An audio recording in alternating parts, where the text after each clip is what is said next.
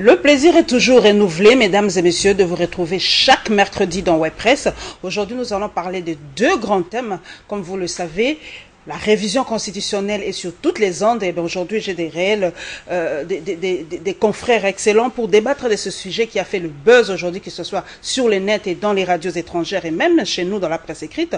Je suis avec Élisée Odia de Congo Web Télévision. Bonjour Élisée. Bonjour. Merci vraiment d'avoir accepté cette invitation. Ça fait toujours plaisir de voir une intelligence, surtout féminine, s'exprimer à la télévision. Ça fait plaisir. Bonjour John Lungila, journaliste indépendant, très heureuse de vous recevoir. Paulette, merci pour votre invitation. Voilà, même si c'est le mois de mars, mais quand même, je fais honneur aux hommes. Et je vais terminer par Ambroise Mamba. Bonjour Ambroise. Bonjour Paulette. Et merci d'avoir accepté cette invitation. Eh bien, le deuxième thème, nous allons essayer de parler un peu de ce gouvernement de cohésion nationale qui tarde à venir, mais qui viendra, en tout cas, nous l'espérons, incessamment. Alors, je laisse la parole à Élisée Odia. Élisée Odia, tous les journaux parus depuis hier et aujourd'hui, en tout cas, ne titrent que sur ce probable changement de la Constitution pour 2016. Alors, je prends carrément la question de notre consoeur, la référence, le PPRD active la révision de la Constitution. Est-ce que pour vous, vous avez cette impression qu'on est en train de se battre dans les salons politiques pour réviser la Constitution? Oui, ce n'est même pas une impression. En tout cas, entendre les déclarations des différents cadres du PPRD, cela ne fait plus l'ombre d'un doute que le PPRD veut et tient à une révision. Est-ce une révision? Non, eux, ils veulent aussi, on entend par exemple quelqu'un comme Claude Machala, cadre on le dira, mais pas dans la sphère. Sans vous interrompre, est-ce qu'il pèse dans le PPRD? C'est la question. Le problème, c'est qu'il parle au nom du PPRD ou avait-il été mandaté par le PPRD pour reparler ainsi? Là, il n'a pas été contredit par le parti, par les instances dirigeantes du parti. Donc, si on dit qu'il ne dit mot consent, c'est-à-dire quelque part, si le parti laisse M. Claude Machala continuer sur cette lignée, c'est que quelque part, le parti est en phase avec ce que Claude Machala est en train de dire ces derniers temps dans les télés et dans les radios. Et est-ce que moi je me dis, c'est vraiment pas la révision. La révision, elle est constitutionnelle. On ne refuse pas la révision, on peut réviser les articles.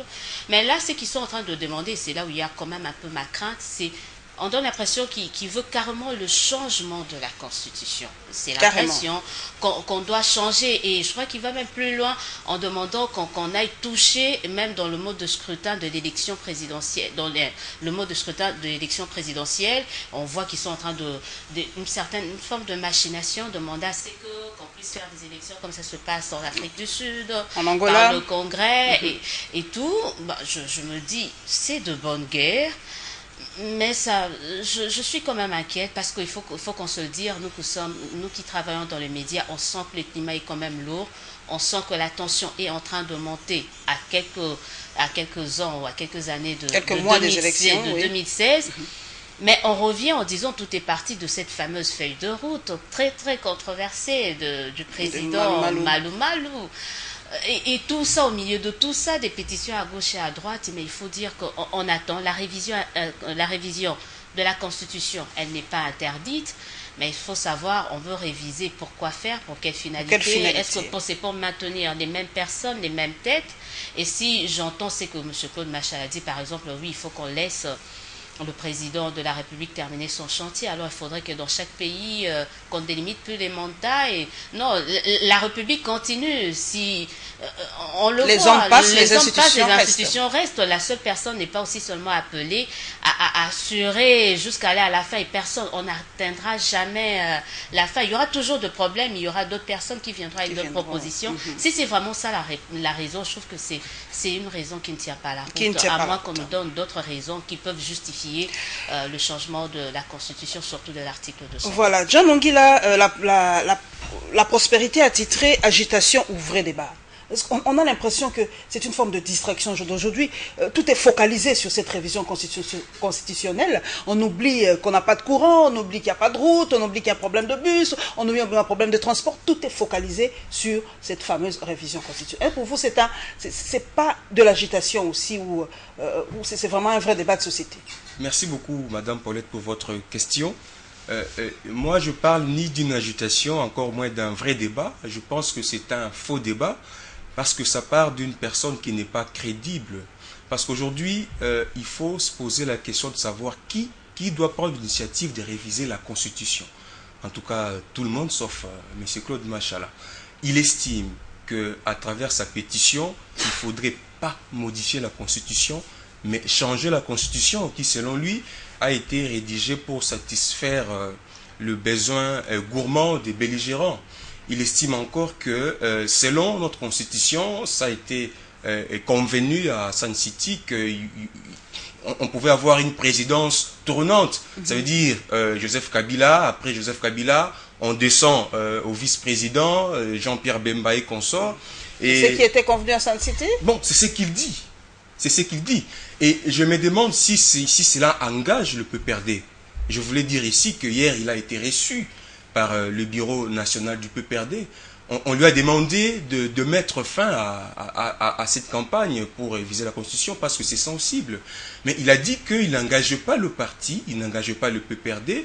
C'était une initiative privée. Il va même loin pour dire que, voilà, si ça ne plaît pas au chef de l'État, il n'a qu'à m'arrêter. Et moi, je me dis aujourd'hui la nécessité de réviser notre Constitution. Ça peut se faire aujourd'hui ou demain, mais c'est pour quel objectif?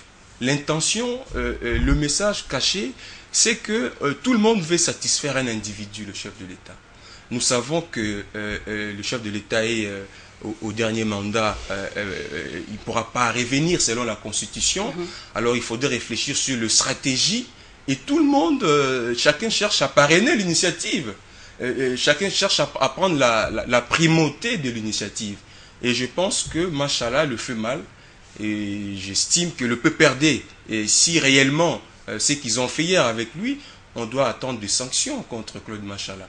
Il y a des régimes disciplinaires, il y a une commission disciplinaire au sein du PPRD. Je crois que le travail doit être fait. Et dire aux Congolais, parce que j'ai ouï dire qu'il prévoit le samedi à entreprendre des actions sur le terrain pour avoir la signature de la population. Quelle population? Parce qu'il était candidat à la détention nationale, il n'a pas été élu. Alors je me dis, qui est ces Congolais qui va adhérer à cette démarche? D'ailleurs, vous le savez, nous le savons, que les Congolais ne veulent même pas entendre parler de la révision constitutionnelle. Surtout de revoir le mandat du président de la République. Ambroise Mamba, est-ce que Claude Machala ne crée-t-il pas un peu de l'embrouille au sein du PPRD? Y a-t-il pas une discipline au sein de ces partis? Comme l'a dit John Ngila, il ne parle pas au nom du PPRD, il parle en son nom propre. Mais quand même, ça crée un certain désordre quand même dans le mental des Congolais. Vous savez, nous sommes des journalistes et nous devons réfléchir en journalistes. Claude Machala, c'est un secrétaire national au PPRD. Donc, il est connu au PPRD, c'est un cadre du parti. Et lorsqu'il fait quelque chose comme ça et le parti ne réagit pas, c'est que le parti approuve. Mais par rapport à l'information que je viens de recevoir sur ce plateau de John, qui aurait été reçu hier, qu'il a dit qu'il n'engageait pas le parti, il le faisait à titre personnel, et si le chef de l'État était contre qu'il puisse l'arrêter, c'est de l'arrogance tout simplement. Quelque part, quelqu'un ne peut pas être arrogant seul, sans soutien. C'est qu'il est soutenu. Mais il y a quand même une réunion aujourd'hui à Kingakati, c'est voilà peut-être pour mettre les points sur les i. La réunion de Kingakati, c'est une réunion informelle. Ce n'est pas un conseil de ministres, ce n'est pas un congrès où députés et sénateurs sont réunis. Ce sont des choses informelles, ce sont des choses privées. Si on est en train de titrer dans les journaux agitation ou vrai débat, il n'y a pas de débat, on ne peut pas discuter sur des choses qui sont déjà connues. Pourquoi nous discutons sur la fin du mandat du chef de l'État alors que la Constitution est claire? Donc il faut dire ici, il y a eu un contrat social qui est cette Constitution, il faut la respecter. On ne peut pas débattre là-dessus sur des choses qui sont claires et qui sont connues. Ce sont tout simplement des appétits gloutons de ceux qui veulent s'éterniser au pouvoir et continuer à jouir au détriment même de ce peuple qui continue à s'affaler. Alors, Élisée Odia, bien que la réunion de Kingakati soit une réunion, comme l'a dit Ambroise, informelle, mais peut-être ça va mettre les points sur les i, parce que ça crée certaines tensions, comme vous l'avez dit tout à l'heure. Toutes les chaînes internationales en parlent, de la RDC, et toujours pas dans le bon sens. Est-ce qu'on ne peut pas laisser cette constitution tranquille et la respecter pour une fois? On a quand même dit que le mandat, c'est 2 fois. Et, un président peut faire 2 fois le mandat et 1 fois renouvelable. Est-ce qu'on ne peut pas laisser la constitution tranquille et on peut cheminer? Parce qu'à chaque fois qu'il y a des élections en RDC, il y a des tensions. Mais c'est ce que je disais quand je chutais, quand vous m'aviez posé ma première question, je parlais du début de... Avant, c'est vrai qu'on a entendu plusieurs fois, et à maintes fois, le chef de l'État revenir pour dire qu'on va respecter la Constitution, surtout n'est pas toucher aux articles verrouillés par cette Constitution. Très récemment, même si d'aucun accord, d'aucun crédit à ce que le porte-parole du gouvernement dit, N'empêche qu'il a eu à le marteler, à le redire. Et il n'est pas le seul. Hein. Il n'est pas le seul. On le voit le samedi dernier lors de l'ouverture de la session de mars au Sénat. Le président du Sénat a rappelé le respect du pacte républicain, donc le respect de la Constitution et de l'article 220. Et comme vient de le dire Ambroise, de ce côté-là, de ce point de vue-là, il n'y a pas. Mais tout est parti, le départ de Kabila, Élysée, ça fait peur à qui? Tout est parti, moi, à mon avis, quand je fais ma petite analyse, je me dis que tout est parti de cette feuille de route assez controversée de l'abbé président. Il vient avec une feuille de route présentant des hypothèses qui ne cadrent pas avec la Constitution. Moi, je me dis, ok, je me pose des problèmes. Comment vous pouvez venir avec des propositions qui vont en dehors de la Constitution? Est-ce que les Congolais ne sont pas assez intelligents pour essayer d'imaginer des bonnes stratégies qui cadrent avec la Constitution? Je crois que tout part de là. Quand l'abbé président vient avec des hypothèses, oui, je propose ça, les élections provinciales à suffrage indirect, alors qu'on sait que c'est anticonstitutionnel, oui, mais on pourra changer la Constitution. Monsieur le Président, Monsieur l'abbé président, est-ce qu'autour de vous, il n'y a pas des gens assez compétents pour qu'ils puissent nous donner une meilleure façon, qui respectent la Constitution pour qu'on puisse mieux organiser ces élections? Je crois que tout est parti de là, et ça commence à alimenter... Ça a ouvert la boîte de Pandore. Voilà. Parce que c'est un cas, il ne faut pas qu'on se leur... C'est-à-dire, on est en train de consolider notre démocratie. Cela passe par le respect des textes. Et quoi de plus normal qu'on puisse commencer par respecter le texte fondamental qui est la Constitution. Ça prouve même la maturité d'un État. Et moi, quand j'entends certains politiques discuter autour de ça, mais je le plains, je me dis, mais la classe politique en question, autant mieux qu'on fasse comme en Madagascar, où la communauté internationale se levait face aux athlétiques gloutons, des politiciens qui ne veulent pas céder le pouvoir parce qu'ils ont peur qu'avec la disparition d'un système qui se retrouve au carreau, mais qu'est-ce que la communauté internationale qui perdent leurs privilèges au détriment, c'est-à-dire ne s'occupe pas de la population. Voilà. Madagascar, qu'est-ce qu'on a fait? On a dit Ron Joël, Ravalomana, vous ne vous présentez pas. Si ça continue comme ça, moi aussi je veux initier une pétition disant que tous les anciens moboutistes, les anciens kabylistes, que ne puissent pas se présenter et qui permettent à la nouvelle classe politique de se présenter, de prendre la relève. Et qu'on essaie de voir ces gens-là, comment ils vont cheminer. Parce qu'on ne peut pas continuer comme ça. C'est une constitution qui a été votée par référendum. À l'époque, ça fait débat. Mais on est à peine, c'est quoi, 7 ans après, on a déjà révisé combien de fois? Est-ce qu'on doit commencer à réviser à chaque élection?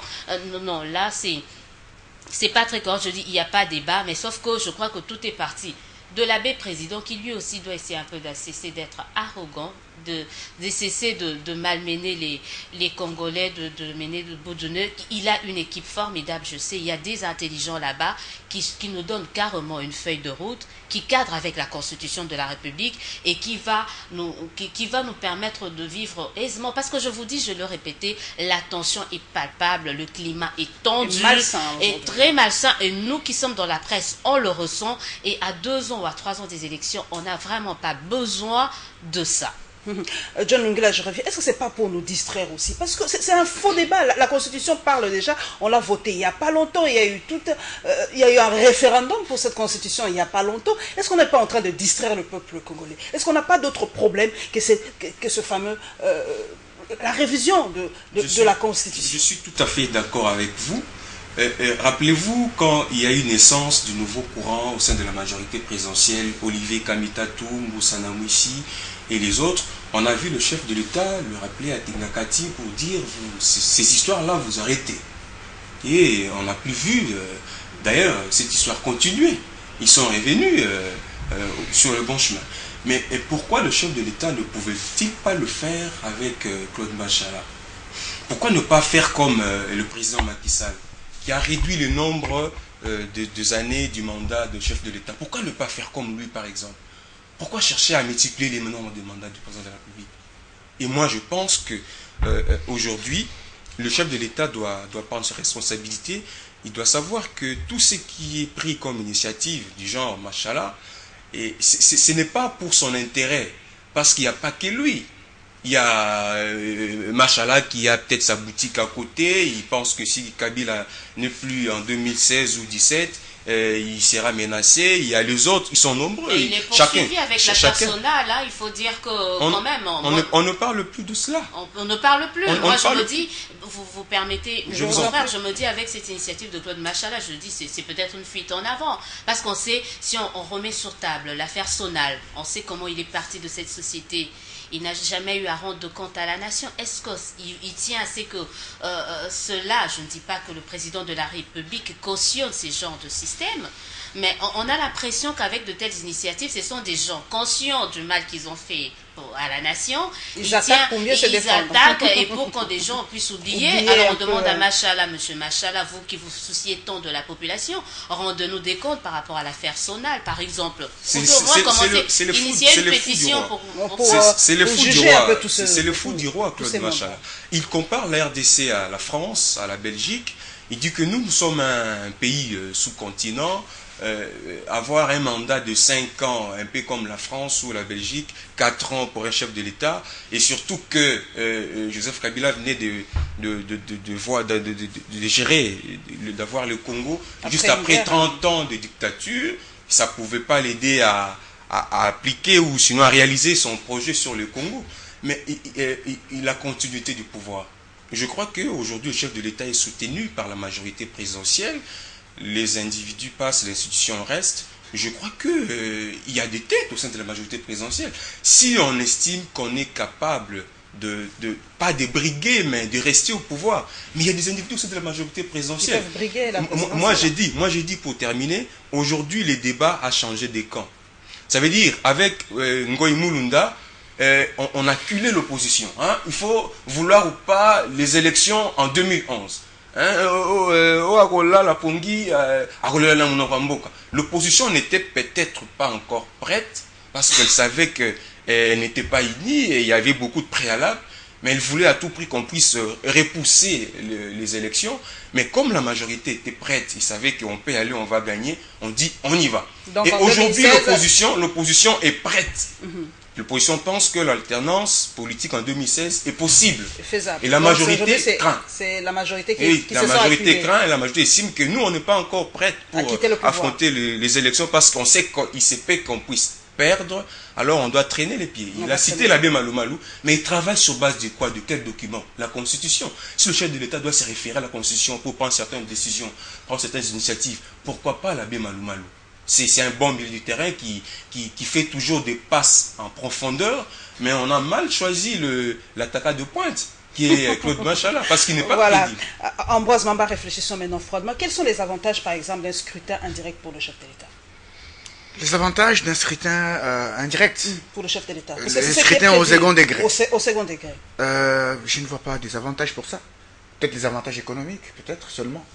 Mais il y a un désavantage énorme, c'est que la population est désengagée.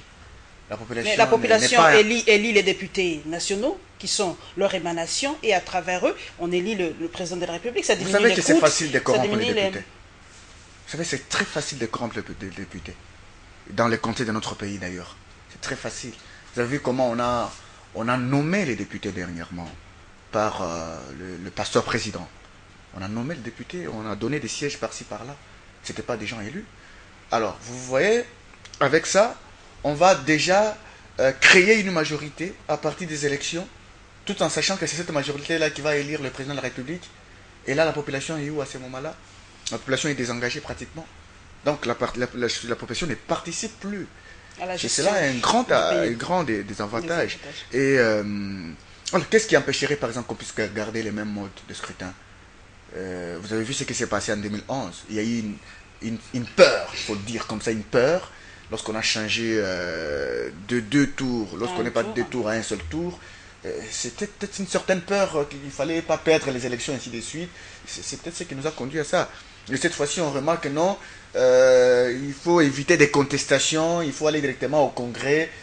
C'est ce qui est en train de se mijoter. Bon, vous avez posé la question de savoir si ce n'est pas une distraction. Je suis en train de me dire que Joseph Kabila lui-même, plusieurs fois, il a dit que la stabilité du cadrage macroéconomique au pays n'était pas bénéfique au social des Congolais. Plusieurs fois, et même lorsqu'on a tenu des concertations nationales, il a annoncé des mesures pour que les conditions sociales des Congolais soient améliorées. Mais on constate qu'il n'y a toujours rien jusque-là. Et cette population-là s'impatiente. Et une population qui s'impatiente de cette manière-là, vous réunissez quelque part, vous initiez une pétition pour changer la constitution, pour maintenir les mêmes dirigeants. Cette population ne va pas vous soutenir. C'est ça peut-être le problème. Alors, c'est pour dire que ce n'est pas une agitation, ce n'est pas une distraction. C'est justement une population qui se sent directement intéressée par ce qui pourrait arriver demain au pays par rapport à son dirigeant. Il faut reconnaître que le chef de l'État, lorsqu'il gère, il ne gère pas pour lui-même. Il ne gère pas pour sa famille, il gère pour la population congolaise. Et lorsqu'il a fait ce qu'il a fait, on lui dit merci, et on attend une autre personne, ainsi de suite. Et c'est de cette manière-là qu'on peut sauver ce pays, qu'on peut consolider la démocratie. Mais s'il faut seulement penser par rapport à ça, vous avez vu le phare attitré, retour à Kasavubu, Lumumba, Tshombe et Mobutu Sese Seko, ça veut dire qu'on retourne en arrière, on n'avance plus. Et c'est ici que je voudrais demander peut-être à la communauté internationale de pouvoir nous aider. C'est elle aussi qui ne nous aide pas parfois, parce que là, à ces moments-là, les souverains primaires, là, c'est devenu le blanc au lieu d'être le peuple congolais lui-même. Élisée Odia, froidement, pour vous, est-ce que le scrutin en mode indirect pour le chef de l'État a des avantages? Pour expliquer aux Congolais si ça peut nous aider à peut-être à consolider cette démocratie. Est-ce qu'il y a des avantages? Non, je crois d'ailleurs que même le président, l'actuel président de la République, s'il serait peut-être tenté de se représenter, il pourra être d'accord avec moi en disant que ce scrutin n'aura rien d'avantageux pour lui, parce qu'il risque de perdre une sorte de légitimité. Moi, je crois que le désavantage sur ce point-là, c'est comme ça. Sous d'autres cieux, on sait, c'est l'immaturité. Le président sud-africain a une certaine légitimité. Mais c'est compte tenu également de la maturité de la classe politique sud-africaine. Il ne faut pas qu'on se leurre. Il n'y en a pas ici. Notre classe politique est constituée, entre guillemets, excusez-moi, c'est pas de les insulter. On est presque tous. Voilà, comme le disait jadis François Mwamba, les politiques ailleurs, les immatures, on les voit dans des petites choses. Comment si déjà dans des petites choses, ces gens ont du mal à montrer de quoi ils sont capables quand viendra des grands défis, de grands challenges.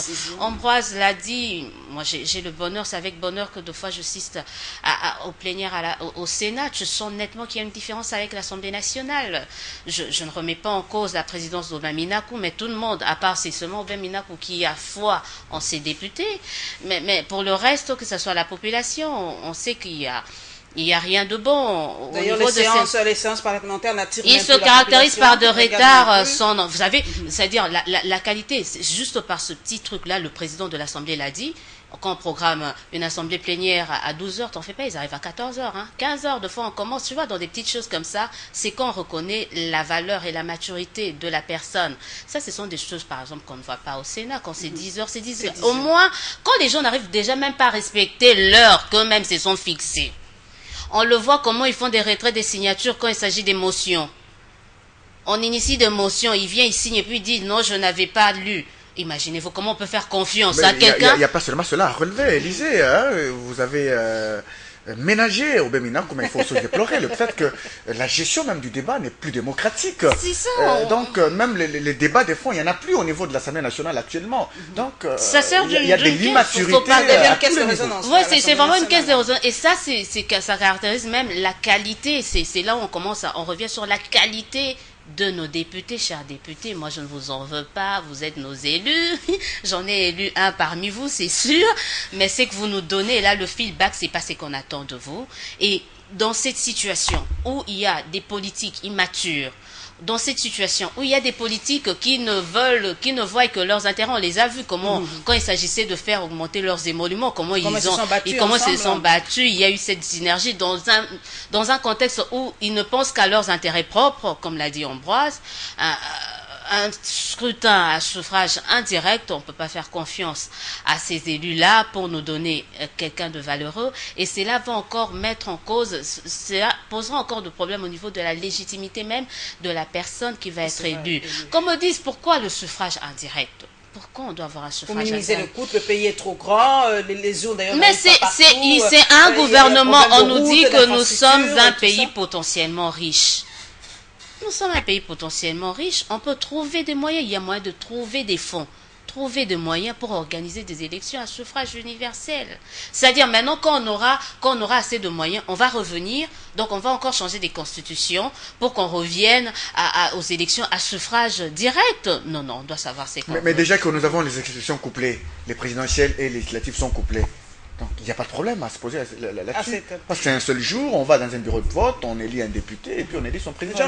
Moi, je pense les avantages, effectivement, avant de répondre à votre question, moi je pense que le débat, la gestion du débat au niveau de la présidence du bureau de l'Assemblée, les problèmes ne se posent pas. Aubin Minakou fait très bien son travail, mais c'est pas lui qui a élu tous ces députés que nous avons, dont la plupart brillent par les compétences. Effectivement, vous voyez par exemple un député national, c'est un homme d'État, mais qui se permet de passer à la télévision, qui se lance de polémiques avec Monsieur Tout le Monde, il a l'injure facile. Vous n'allez pas pointer du doigt Aubin Minakou. C'est pas lui qui élit des députés ou qui choisit ou qui organise des scrutins au Congo pour élire des députés. Doit mettre des critères assez forts. Voilà, il faut laisser. Moi, je pense que c'est un président de l'Assemblée qui s'affirme et il fait très bien son travail. Je n'hésite pas pour le féliciter. Mais par rapport aux avantages et les avantages, je crois que je suis d'accord avec les amis. Je suis tout à fait d'accord avec les amis, mais ce que l'on craint ici, c'est quoi? Il faut revoir peut-être la mission ou le rôle des députés en ces moments-là. Et il faudrait encore dire aux Congolais qui doit destituer le président de la République, par exemple. Parce que quand on est élu par les députés, on estime que là où vous avez... l'État répond devant l'Assemblée nationale. Voilà, qui doit se répondre devant le député? Si les Congolais ne sont pas d'accord, comment ça doit se passer? Un vice-président ou un premier ministre, que le schéma du fou des rois, Claude Machala, il faut qu'on nous explique. Là, on va revoir encore beaucoup de choses. Vous voyez le travail qu'il faut faire. Et il n'y a pas que ça. Le chef de l'État, on l'a vu en 2011, il était obligé de sillonner tous les Congos. Ce qu'il ne fait pas quand il est en fonction. Donc, il faut qu'on sente quand même que vous avez transpiré pour gérer le Congo. Ce n'est pas un cadeau, on vous offre sur le plateau. Voilà. Il faut qu'on sente, vous vous défendez, vous devez convaincre le peuple.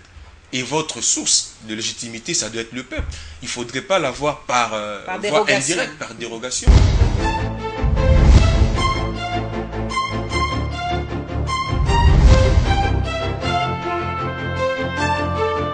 Voilà, nous allons prendre un deuxième thème, mesdames et messieurs, c'est le gouvernement de cohésion nationale. Élisée Odia s'attarde, plus ou moins 4 mois qu'on attend ce gouvernement de cohésion nationale. Et d'ailleurs, notre confrère Forum des As a titré « Nouveau gouvernement, l'opacité règne au sein de la société civile ».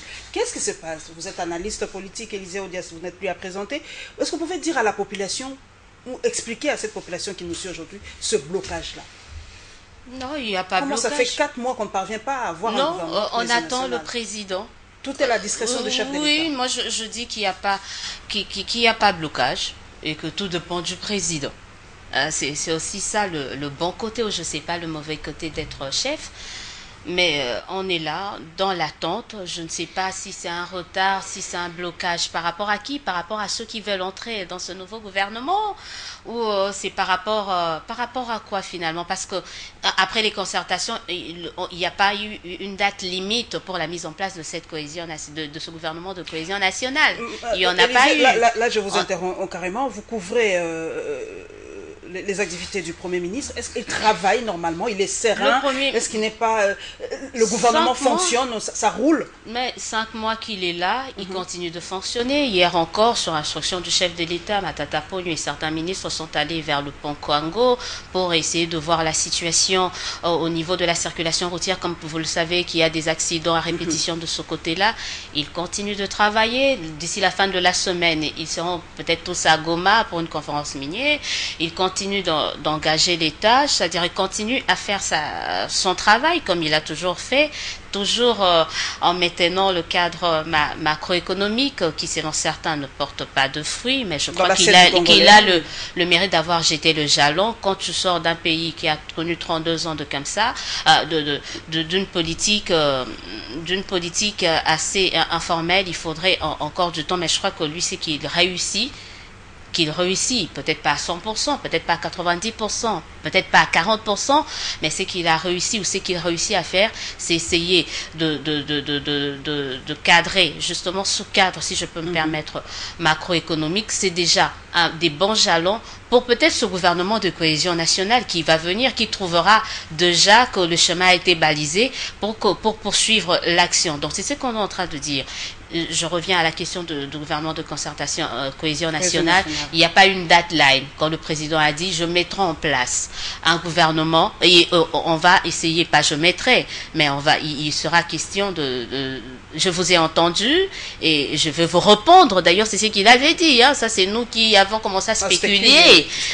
Donc, il peut répondre soit positivement ou négativement. Il n'y a pas une date limite. C'est dans son pouvoir discrétionnaire. Je crois que ceux qui s'impatientent, c'est ceux qui veulent entrer au pouvoir. Vous savez, c'est tout le monde. D'ailleurs, ceux qui sont au pouvoir, ceux qui sont au gouvernement, ils se disent tous, oui, on va rester.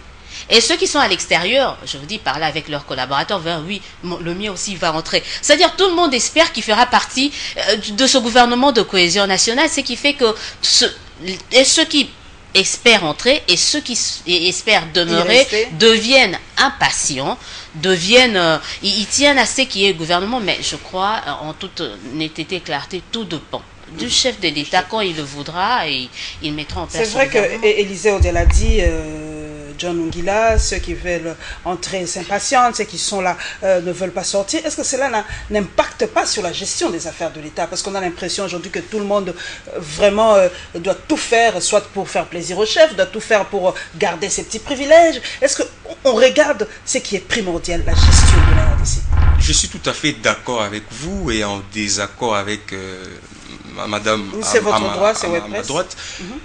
Il y a blocage, il faut le reconnaître, parce que cette décision que nous attendons tous, nous savons, ça aura une influence, ça va impacter la marche des institutions politiques du pays. Vous savez que s'il faudrait annoncer ces gouvernements, il se peut que Matata tombe parce qu'on ne le cite pas. Il se peut que celui qui était au gouvernement aille peut-être à l'Assemblée nationale. Il se peut que celui qui était au Sénat soit choisi comme Premier ministre. On ne sait pas, ça s'est dit. Mais si une décision pareille pouvait s'annoncer, ça veut dire ça va bouleverser, ça va tout changer. Et donc, il y aura encore un grand travail à faire, ce qui fait que le chef de l'État prend tout son temps pour voir quelle décision il faut prendre, que ça soit la meilleure. Mais moi, je me dis, le chef de l'État avait dit, effectivement, je suis d'accord avec elle, mais il parlait français, il disait incessamment. Incessamment, ce n'est pas 5 mois après ou 6 mois après, effectivement, c'est incertain, mais incessamment, on pourrait imaginer. Mais je demande au chef de l'État, je sais que il est, permettez-moi le terme, enceinte depuis le mois d'octobre. Et cette grossesse, nous ne connaissons pas encore le sexe de l'enfant, parce que même les examens effectués au niveau de l'échographie ne nous renseignent pas sur le sexe de l'enfant. Mais nous apprenons que ça soit comment on les appelle, de Mapassa. Mais je lui demande de profiter du mois de mars, c'est le mois de la femme. De nous mettre en Premier ministre pour femme. Accoucher ces gouvernements, même si l'accouchement sera douloureux, mais qui profite du mois de mars pour accoucher, parce que mars, c'est le mois de la femme. Ambroise Mamba, pour ce gouvernement de cohésion nationale, vous avez l'impression aujourd'hui qu'il y a un blocage, que le pays est suspendu toujours. Il y a maintenant beaucoup de problèmes qui se créent, la révision constitutionnelle, ce gouvernement qui tarde à venir, et la population congolaise dans tout ça. Oui, je voudrais d'abord commencer par me plaindre du fait que vous m'avez tellement oublié, vous avez fait du tour de parole de l'autre côté, parce que je suis à votre gauche. Excusez-moi, Ambroise. Alors, ici, je voudrais dire qu'il faut qu'on fasse un effort. Oui. Qu'on évite trop de se lancer dans les débats de personnes, de gens. Ça sert à rien. Minaku travaille bien, Matata travaille bien, ça sert à rien. Et pourtant, ceux qui nous suivent à la télé ont affaire à des grandes personnes, à des journalistes qui réfléchissent justement. Mais si nous parlons peut-être des faits, c'est peut-être à ce niveau-là que nous pouvons avoir raison au niveau de l'opinion qui nous suit. Et par rapport à ce gouvernement, moi je dis il y a un tout petit blocage par rapport à la gestion de la chose publique. C'est vrai, le gouvernement est là, il travaille. Le petit blocage, c'est par rapport au fait qu'il y avait une circulaire qui a été signée autrefois par le Premier ministre. Il y avait des restrictions. J'ai entendu parler ainsi de suite, mais après combien de temps? C'est ça le problème. Et tout ça, a fait qu'il y ait un petit blocage dans la gestion de la chose publique. Et Matata lui-même partira ou partira pas. Ce n'est pas ça le problème. Le plus important, c'est qu'il y a quelqu'un qui travaille mieux pour la population. Et nous revenons aux concertations. Ambroise Mamba, s'il vous plaît. Donc les concertations nationales ont été un échec, puisqu'aujourd'hui, qui va mettre en pratique les recommandations de ces concertations nationales? Bon, on avait le chef, même si on ne personnalise pas les débats. Le chef de l'État avait chargé le gouvernement de cohésion nationale. Qui comme tarde on à vient de venir. dire, le chef de l'État va bientôt accoucher ses gouvernements. Peut-être ça sera un prématuré ou des jumeaux, on ne sait pas. Et c'est celui-là qui va appliquer les résolutions des concertations nationales. Mais la question que je me pose est celle de savoir, ça aura servi à quoi ce gouvernement de cohésion nationale? Pourquoi on l'appelle gouvernement de cohésion nationale? Est-ce que cela ne prouve pas qu'effectivement Joseph Kabila a besoin d'un temps de règne après 2016? Est-ce que cela ne prouve pas qu'effectivement ça confirme qu'effectivement il y a quelque chose qui se mijote au niveau du pouvoir pour la prolongation du mandat présidentiel? Si on a des opposants à ce gouvernement, ça nous amène où? Ça nous amène à quoi? On a même appris qu'il y aura bientôt un informateur qui sera nommé. C'est quelqu'un qui fait partie d'une certaine opposition, informateur pour dégager une nouvelle majorité, et après on aura un premier ministre. C'est pour qu'on arrive à quoi? Et je pense que si Matata est là, il travaille pour la population, s'il travaille bien, on le maintient. Mais s'il travaille mal, qu'on le change. On peut même changer Matata sans qu'il y ait un gouvernement de cohésion nationale. Pour changer Matata, il ne faut pas qu'il y ait seulement un gouvernement qu'on peut appeler gouvernement de cohésion nationale. On l'a vu à la législature 2006-2011, on a vu Gizenga, on a vu Mouzito, ainsi de suite. C'était avec le même Joseph Kabila. Donc on peut avoir un autre Premier ministre demain, mais sans passer par un gouvernement de cohésion nationale. Dans l'opposition pour attendre l'alternance, tout ça fait partie de ce que j'appelle appétit glouton, que ce soit pour les opposants qui veulent entrer au gouvernement, pour se refaire une santé financière et lors des prochaines séances électorales, qu'on puisse battre ses campagnes. C'est ça le problème qui existe aujourd'hui dans le pays. Mais si on peut travailler pour la population, c'est ce qui est très important. Et cette majorité et ce gouvernement de cohésion nationale, moi je suis en train de craindre, c'est seulement pour aider Joseph Kabila à avoir un temps de règne, pour qu'il puisse... Il a réussi, il faut dire qu'il a réussi à faire taire les opposants qui lui ont fait beaucoup de problèmes. Vous vous rappelez que c'est